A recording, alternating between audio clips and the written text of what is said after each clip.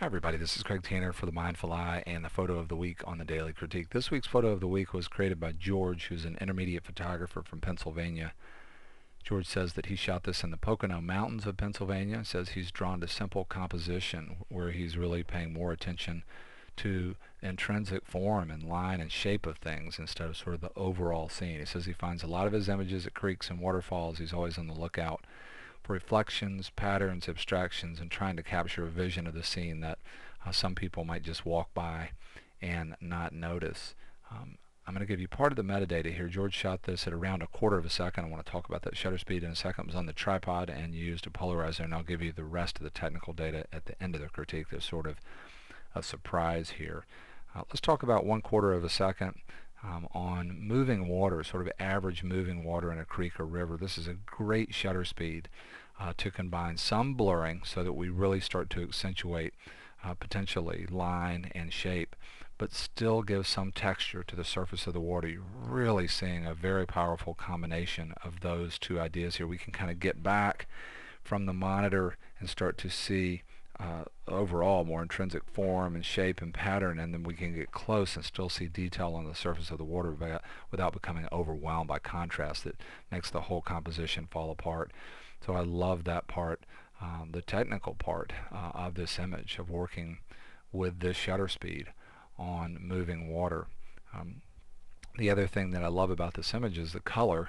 I spend a lot of time talking about complementary color and creating more depth and making things more vibrant and more dramatic, but another way to work with color is the way George is working here, which is to work with colors that are similar, that are close to each other on the color wheel, getting on one side of the color wheel. And I just love moving through a whole series of greens and blues and blue-greens, cool blues, warm blues, same thing with the green.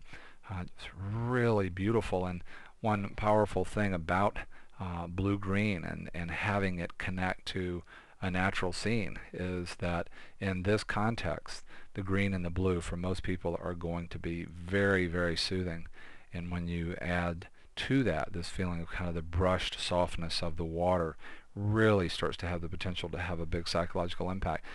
The other thing that I love about shooting in a way that's more abstract than literal, so we're coming into the point where we're really sort of starting to pay more attention to intrinsic shapes and form and line and so on and so forth, and color, and we're not calling as much attention to the literal. The rock is a fairly strong literal anchor, but then the water starts to become, for me, very abstract. And if I get back from the monitor and I just let myself imagine for a minute, I start to see all kinds of archetypal shapes. I see a pair of wings here, and that's really beautiful. This overall shape in the middle almost looks like kind of a cropped section of a duck in flight or some kind of waterfowl, you know, without the beak, but there's the head and moving into the body where the wings would be, and some real powerful archetypal sort of shapes and ideas that are happening over in here. Even if the viewer doesn't see those things consciously or name them, these kinds of things still have a real powerful effect on people's subconscious. And it's not only the fact that George has framed this in a way where you get some of these sort of beautiful archetypal forms and shapes. There's also a really beautiful sense to me in the image of simple balance, sort of a formal symmetry up here with these two shapes, sort of three areas that play in a dynamic way. This shape, the darker shape in the middle that has a lot of the green, and then coming back to kind of this idea up here, and then having the rock as an anchoring subject, and it sort of being balanced by this subject, whatever this is, under the water. Not only that, there are some really beautiful repetitions. There's a really beautiful sense of seeing these lichen florets and then those shapes and those ideas playing out over and over again in the image, sort of a hidden layer that's beneath the surface of things. And I love the way the water is kind of playing around with the idea of what's sharp, sort of another abstraction. The water has kind of blurred the lichen florets here.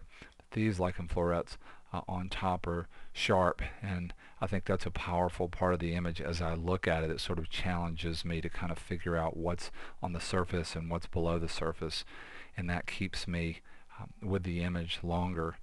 Just a really beautiful image. This is one where I like to get back from it, and I'm doing that right now, and take it in on two levels, take in the idea of the rock being literal, but then start to really enjoy the feeling of this kind of winged movement in the shape of a bird and all of the movement that's flowing through the image. And just really enjoying also all the different sort of levels of information. And the polarizer, if we want to talk about another technical thing, is helping to do that. It's helping us to see through the reflections on the surface of the water, and I guarantee you this would look very different with and without the polarizer. And the polarizer to me is just such a critical piece of equipment if you're working traditionally trying to photograph beautiful things beautifully. I can't imagine my nature photography without a polarizer. I polarize about 80 to 90% of all of my shots, at least partially polarized, if not fully polarized. I love the quality of light here. You get a sense of soft light, but then in the top part of the image you start to see some specularity that really starts to give this another dimension. It's not just overall very, very flat and quiet. You start to get kind of an edge to the light, and you see it almost as if there's a point source of light that's just barely kind of grazing across the top of the image, and the lower part of the image is in a different quality of light. And having multi-dimensional lighting is just one more way that we can create more layers of story in our pictures. Just a really beautiful shot to me that's about color and shape and quality of line. Now here's the surprise at the end of the critique. George actually submitted a whole portfolio of images, and at some point soon we might share the whole portfolio of images. They're all on this theme of sort of partially abstracted water shots.